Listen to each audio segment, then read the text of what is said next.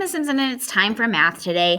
Today, we are switching away from place value, and we are going to move on to our next thing we're reviewing, and it is adding and subtracting with decimals and in word problems. So for the next several weeks, we are going to be working on word problems a lot.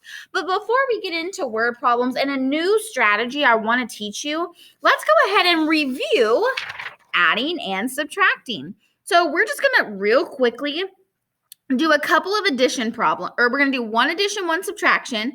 Then we're going to do addition with decimals and subtraction with decimals.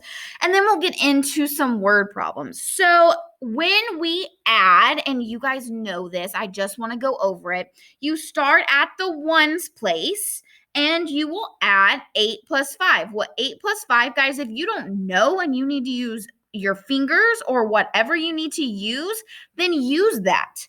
8, 9, 10, 11, 12, 13. So if it's 13, I'm going to write down my ones place, which is the 3, and I'm going to carry my tens place, which is the 1. Now I'm going to add 5 plus 7, 7, 8, 9, 10, 11, 12, plus that 1 is another 13. Put my ones place, carry my tens place, 9, 10, 11, 12, 13 again, ones place. I'm going to go ahead and bring down my comma. So 5 plus 2 plus 1 is 8. And 8, 9, 10, 11, 12. Write down my ones place. Carry my tens place. And I have 828,333. So you guys should know how to add by now. That's something that you should come to 4th grade knowing. Now, let's work on some subtraction. So when I'm subtracting, your top number has to be bigger than your bottom number. So if this top number is smaller, you can't take, if I have 4 fingers and I try to take away 7, I can't do that. So we've got to go next door and borrow. Well, I can't borrow from 0 because there's nothing there. So I'm going to borrow from this 9 and make it an 8. So then that'll make this one a 10. Well, I got to borrow from that 10 and make it a 9, which makes this a 14. So can I do 14 minus 7? Yeah, 7. Can I do 9 minus 5? Yes, that's a 4. Can I do 8 minus 9? No, I cannot. 8 is smaller than 9, so I'm going to go next door and borrow 1. And that would give me 18 minus 9, which is 9. I'm going to bring down that comma. 7 minus 5 is 2. 6 minus 3 is 3. And then I don't have anything to subtract 5 from, so I'm going to bring down that 5. Notice how it's so important that these numbers are perfectly lined up. Absolutely perfectly. Well, let's talk about adding and subtracting when I have a decimal. Guys, it's the same thing as with a decimal or without a decimal. You add or subtract just like normal, but you have to make sure you put the decimal in the right place. So here is how you do it. We're going to start with the ones place. Same as normal. 0 plus 4 is 4. Then I'm going to move on to the tens place. 5 plus 3 is 8. And now I have the decimal. I'm going to bring the decimal down. Just like I bring down that comma, I'm going to bring the decimal down. If you forget this, your answer is going to be wrong 100% of the time. So bring down that decimal and then add 6 plus 5, which is 11. So you have 11 and 84 hundredths. Let's do another one. I'm going to go ahead and bring down my decimal just so I don't forget. And I'm going to start with 4 plus 2, which is 6. And then 9 plus 7, 9, 10, 11, 12, 13, 14, 15, 16. I still put my 6 and I still carry my 1 like normal. Just like normal. But let's add these up, which is 11. And you put your 11 before the decimal because that is in the ones place. So always make sure you are bringing that decimal down and you have your numbers perfectly lined up. Same with subtracting decimals. So look how these numbers are perfectly lined up and your decimals are perfectly lined up. So go ahead and bring down that decimal. Now let's do 6 minus 5. 6 minus 5 is 1. Same thing here. I can't do 0 minus 4, so I'm going to borrow from next door and make it a 10. So 10 minus 4 is 6, and 4 minus 3 is 1. It's the same way. You add and subtract exactly the same as you're used to, except for the fact that there is a decimal. Okay, so let's go ahead and let's move on to some word problems. Now that you guys are pretty comfortable adding and subtracting normally, you know how to add and subtract, you know how to add and subtract with decimals. Now let's talk about word problems, and this is where things get a little confusing. So I want to show you, I have made us a little chart here soon. We are going to focusing this week just on adding and subtracting. Next week, we'll get into the really hard things, and that's multiplication and division. But we will add and subtract, and these are our key words for addition and subtraction. So if you see words like sum, altogether, any of these, they're going to tell you that you're adding. If you see any words like this, it's going to tell you that you're subtracting. So I have found a new strategy that I am going to start having you guys use when you are solving word problems for the next few weeks. UPS strategy. And it's called the UPS check strategy. And this is going to help you when you are understanding word problems. When you are trying to figure out what in the world is this word problem asking you to find. So if I am looking at this, the U stands for understand. So what you're going to do is you're going to read the problem and you're going to think, what am I looking for? And you'll underline the question. Then number 3, what do I know? And you're going to circle the numbers. Then you're going to move on to your plan. That's where you're going to choose a strategy. How in the world are you going to solve this? Is this an addition problem? Is it a subtraction? Is it multiplication? Is it division? How do you know that? Then you're going to solve it. And you're going to show all of your work and label your answer. So if they're talking about crayons, you're going to make sure to label it crayons. And then you're going to check it. You're going to explain and justify your answer. So is your answer reasonable? And does it make sense? Okay, so I am going to show you what I mean by the UPS problem solving. Actually, I'm not going to use this one because I want you guys to do that one. But we are going to do this word problem. And I'm going to make a UPS square. So on your assignment for today, you are going to already have the square and it's already going to say what you need on it today. And that is no problem, but I'm going to draw it to give you some examples. I'm going to take it easy on you today, but tomorrow I'm going to make it a little bit harder with your math. So today's focus is really focusing on the UPS method. So I'm going to draw a square and I'm going to cut it into 4s. In the corners, I'm going to write UPS check because that is your new strategy you're using. So let's go ahead and read our word problem. Tim ran a lap around the track in 49.85 seconds. Charles ran a lap in 48 and 69 hundredths of a second. How much faster was Charles' time than Tim's time? So in understand, I'm going to write the numbers that I need to know. So Tim ran it in 49 and Charles ran it in 48. And then I'm also going to underline my question. So then it's asking me, I'm going to circle my numbers. So I'm going to look at this problem and I'm going to circle my numbers. Now I'm going to plan out what I'm going to do. So when you plan, you can do any strategy that you want. You can draw a picture, you can write an equation, make a table, make a strip diagram. You can do anything that works for your brain. For this one, this isn't really a picture problem, in my opinion. This is more of an equation problem. So what I'm going to do is it's saying how much faster was Charles's time than Tim's time. So I'm going to take Charles' time. And if I need to know how much faster, am I going to be adding or subtracting?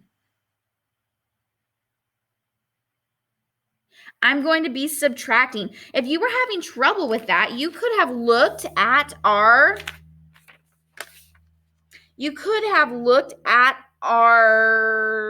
keywords anchor chart, and you could have looked and see if there were any keywords in there that told you that this was subtraction. But I'm going to take Charles' time.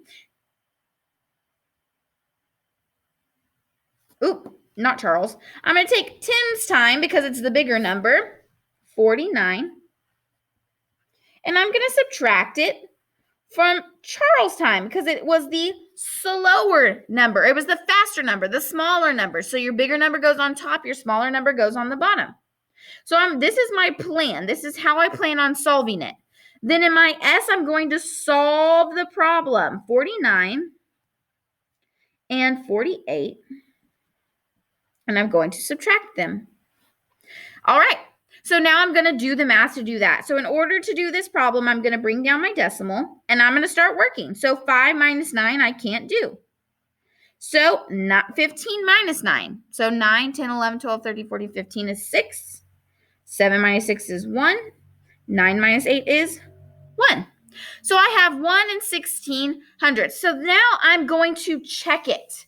When I check it, this is the part you guys are not going to like me for. You have to explain it and you have to justify, is your answer reasonable? Does it make sense? So in the check, you are going to have to either check your work, if you know how to do it for that specific problem, or you can justify to me why this is right.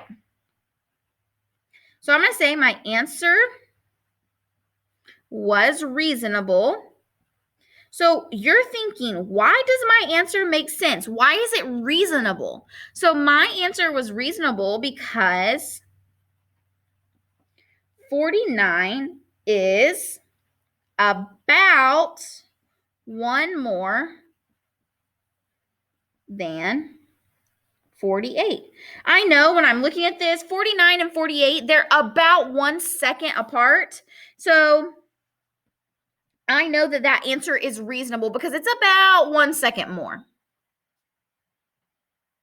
All right, so that is how you use the UPS model that we are going to, the UPS check model that we are going to start using in our in our math, our small groups, our word problems. Anytime we have a word problem, this is what we're going to do to solve it, the UPS check model, especially, guys, if it is a word problem, because those confuse you like nobody's business. So we are going to do another one, but we are going to do it together. Word problems are all about understanding what it is asking for. So on your paper, I want you to draw a box and I want you to put UPS check in your box. And then we are going to solve the problem. So Randy, he earned $56.75 from her babysitting job. Carly earned $53 from her babysitting job. How much money did the girls earn all together? Ooh, that puts a bell. Ding, ding, ding. That is an addition word. So when I do my understand, I'm going to write what I know. What do I know? Well, I know Randy has $56.75. And I know that Carly has $53.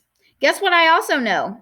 It's going to be addition, because I saw that keyword immediately and I know it's going to be addition. So everything you know and everything you understand goes in the understand box.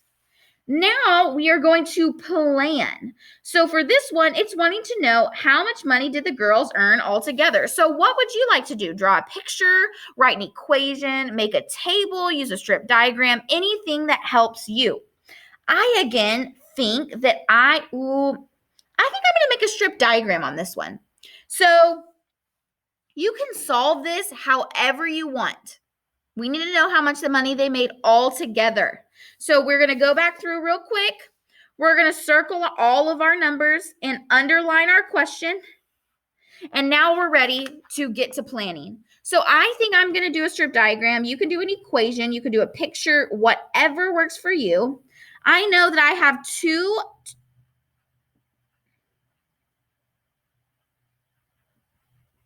have two pieces, and I need to know what the total is. So what I'm going to do here is I'm going to line up my numbers perfectly. $56.75. I know I'm adding them. So I'm going to line up my numbers perfectly. My decimals need to be perfect. My numbers need to be completely nice, neat, and perfect. Now I'm going to add them. 5 plus 0 is 5. 7 plus 0 is 7. Make sure I put my decimal. 6 plus 3 is 9. And 5 plus 5 is 10. So I have $109.75. So this is my answer. Remember, you have to label your answer. So this one I put seconds, and this one I made sure to put my $sign. And now I'm going to have to check it. Why is your answer reasonable? Why does it make sense? How could you check this? Well, I'm going to explain. My answer is reasonable. And that's how all of you should start your sentence. Why is your answer reasonable? My answer is reasonable because 50 plus 50 is 100, and that is close to my answer. So if I was to round these numbers, it's about 50, it's about 50. And so it's about 100. So it's pretty close to what it would be if I was to estimate my answer. So my estimated answer is 100. I got 109. It's pretty close. So today for your assignment, you are going to get this paper that says understand, plan, solve, and check. And you only have 2 word problems to do today. Only 2. Because I want you to really practice the UPS check model. Because tomorrow you're going to get another fast focus paper. And those are so much harder than just these one-step addition and subtraction problems. Tomorrow it's going to be multi-step. So please take today to really figure out and work the UPS check model so that you understand how to use it, so that when tomorrow we get to multi-step, which really gets hard, you understand the UPS check model and we can easily transition into using that for our fast focus. Now, I do expect you guys to show your work. I do expect to see on solve, understand, plan, and check. I expect to see your work on there. I don't just want an answer. I want to see everything. I want to see your explanation. I want to see you wrote something and understand. So there should be no boxes that are blank on this at all. So you can print this out if you want to, or if you want to do it on a piece of paper, you can do UPS check and draw it just like I do. It's your choice, whatever you want to do.